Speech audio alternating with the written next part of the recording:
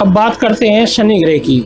शनि ग्रह अगर भरणी नक्षत्र में है और सूर्य की दृष्टि उसके ऊपर आ रही है तो ऐसा व्यक्ति पशुधन, कृषि कार्य या भवन निर्माण आदि के कार्यों में धन की प्राप्ति करेगा। दुर्घटना के कारण अंग भंग होने की संभावना भी रहती है। यदि चंद्र की दृष्टि हो तो जातक बचपन से व्यसनी, अकर्मण्य, कठोर, निर्धन, धन के लिए असामाजिक तत्वों की सेवा करने वाला होता है। वह चरित्रहीन एवं जीवन की सीमा से निष्कासित रहता है।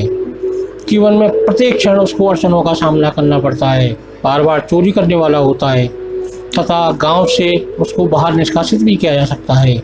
यदि गुरु की दृष्टि हो तो राज्य शासन में उच्च पदस्थ अधिकारी, धन ऐश्वर्य से युक्त, वाहन, अनुचरों की सुविधा भोगने वाला, सुंदर पत्नी का प्रभावशाली पति होता है।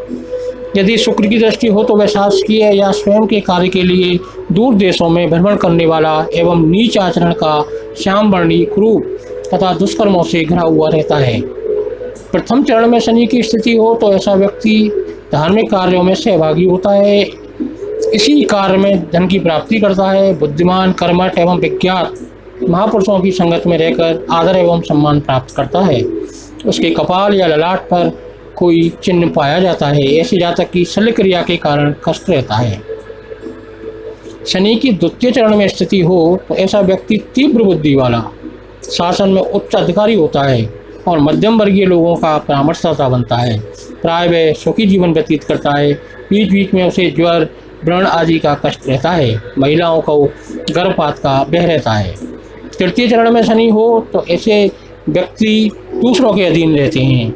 उसकी दो पिता या दो माताएं होती हैं। माता या पिता में से किसी एक की बचपन में ही मृत्यु हो जाती है। इस कारण जातक का जीवन निराधार एवं अभावग्रस्त रहता है। यदि चतुर्थ चरण में शनि हो तो उसे रोटी के लिए भी दूसरों का मुंह ताकना पड़ता है। वह स्वभाव से अकर्मण्य होता है। बचपन से ही उसके माता पिता की अवस्था में वह सेना के सामान्य पद पर कार्य करता है। यदि इस शनि पर मंगल की दृष्टि हो तो ऐसा जातक निश्चित रूप से एक डकैत बनता है। अब बात करते हैं राहु ग्रह की। राहु ग्रह अगर भरणी नक्षत्र में है और भरणी के प्रथम चरण में अगर राहु है तो ऐसा व्यक्ति प्रसिद्धि प्राप्त करता है।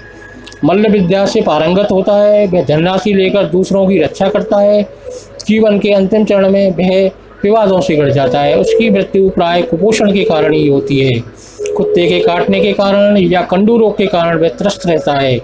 यदि दूसरे चरण में राहु की स्थिति हो तो ऐसा जातक श्रेष्ठ सम्मान पाता है। उसके पास अपार अर्जित धन होता है। वाहनों के व्यापार से वह धन अर्जित करता है। पशुओं के मांस व चर्म व्यापार से भी उसे लाभ प्राप्त होता है। कोढ़ आदि रोग से भी वह ग्रस्त रहता है। यदि तीसरे चरण में राहु की स्थिति हो तो ऐसा जातक प्रसिद्ध कवि या गायक बनता है। अधिक पढ़ा लिखा ना होने पर भी वह विज्ञान लोगों से संपर्क में रहकर अपने काव्य ज्ञान के माध्यम से लोकप्रिय होता है तथा आदर प्राप्त करता है। ऐसे जातक सेनाधिकारी के रूप में भी कार्य करते हैं। चतुर्थ चरण में राहु की स्थिति जातक को दुग्ध, तेल, घी आदि के व्यापार में धन अर्जित करता है और दूसरों की अनेक दुर्दिनों में सहायता करता है, यानी कि बुरे दिनों में उनकी सहायता करता है। ऐसा जातक धनवान होता है और अपने कार्य में मग्न रहता है। ऐसे व्यक्ति का वैवाहिक जीवन प्राय दुख में रहता है। अब बात करते हैं केतु ग्रह की। केतु ग्रह भरणी के प्रथम चरण में हो तो ऐसा व्यक्ति कमल के पत्ते पर भोजन करता है। यदि केतु पर शुभ ग्रहों की दृष्टि हो तो जातक तरुण अवस्था तक ही जीवित रहता है। शिक्षा एवं पुण्य कार्यों में उसका जीवन व्यतीत होता है। दूसरे चरण में केतु के होने पर ऐसा जातक 60 से 65 वर्षों तक जीवित रहता है। जल से संबंधित रोग हो जाते हैं। उसके सिरोभाग या शरीर के अन्य भागों में घाव होते हैं। उसे गिरने या दुर्घटना होने का भय रहता है। मानसिक तनाव, मूर्छा, बेसुधी, अर्ध विक्षिप्तता का उसे विकार रहता है। सेना में वृत्ति प्राप्त होती है। ऐसे कुछ व्यक्तियों के नेत्र दुर्बल तथा उनमें तंत्र मंत्र करने की वृत्ति होती है।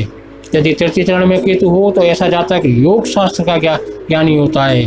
वह एक वैद्य हो सकता है, एक डॉक्टर हो सकता है। दूसरों की चिकित्सा करने की उसमें रुचि रहती है। जड़ी बूटियों के अलावा तंत्र मंत्र का ज्ञाता भी होता है। स्वयं को ईश्वर का सेवक समझकर वह सबकी सेवा करता है। चतुर्थ चरण में केतु के होने पर ऐसा व्यक्ति दीर्घायु रहता है। वास्तुशिल्पी, भवन, मंदिर निर्माण आदि करने वाला बनता है। कोढ़ जैसे रोगों से वह पीड़ित रहता है। दुर्घटना में उसके दांत टूट जाते हैं और कपाल टूटने का भी भय रहता है। जय माता दी।